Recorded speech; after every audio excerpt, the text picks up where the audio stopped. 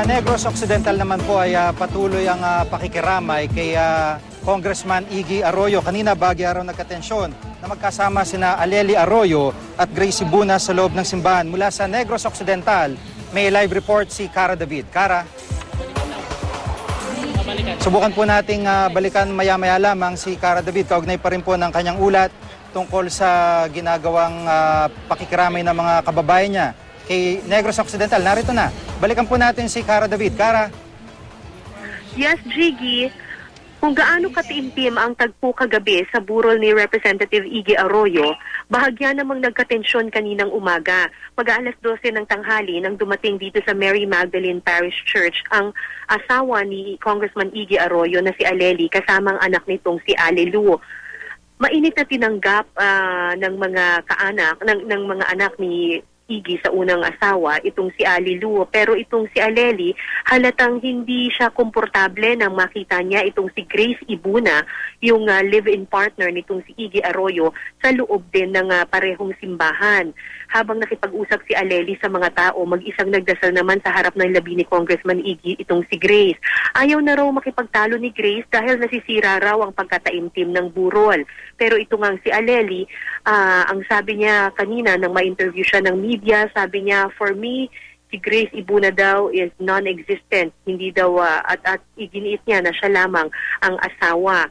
Alas 2 naman ng hapon, Jiggy, nang magsagawa ng necrological service ang mga guro at estudyante dito sa Negros Occidental, 5th District of Negros Occidental, umupo sa magkahiwalay na bahagi ng simbahan ang dalawa. Nasa family area itong si Aleli, habang nasa upuan naman sa may harapan si Grace kasama yung isa sa mga anak ni Congressman Iggy Arroyo. Isa-isang nagbigay ng pananalita ang mga guro at opisyal ng 5th District ng Negros Occidental. Nag-aalay din sila ng awitin at musika para sa kongresista. Nagsalita rin sa naturang programa si Bianca at umawit naman yung anak ni Grace Ibuna na si Gary. Hiningan din ng maikling mensahe ng mga tao itong si Grace at nagsalita siya, pero hindi na nabigyan ng pagkakataon si Aleli na magsalita sa taong bayan dito sa Hinigaran, Negros Occidental. Si Aleli ay mananatili dito sa Negros hanggang bukas ng gabi, samantalang si Grace naman ay sasamahan niya yung labi ni Congressman Iggy Arroyo hanggang ihatid dito sa Huwebes sa Maynila. Sa Biyernes naman nakatakda ang libing nitong si Congressman Iggy Arroyo sa Manila North Cemetery at iginiit ni Aleli Arroyo na dadalo raw siya dito at siya raw ang tatanggap ng watawat ng Pilipinas. Tinanong namin si Grace Ibuna kanina kung ano nga kanyang reaksyon sa mga paratang ni Aleli, at sabi niya ayaw na raw niya magsalita, Jiggy, ayaw na raw niya magkomento.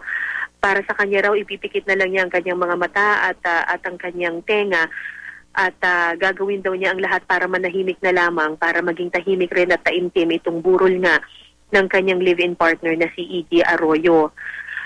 Iginiit rin ayun nga po. So, sabi naman ni Aleli, ang importante naman daw ay maihatid sa huling hantungan itong si Congressman Iggy Arroyo. Samantala ngayon, Jiggy, ay isang misa ang isinasagawa dito sa loob ng Mary Magdalene Parish Church.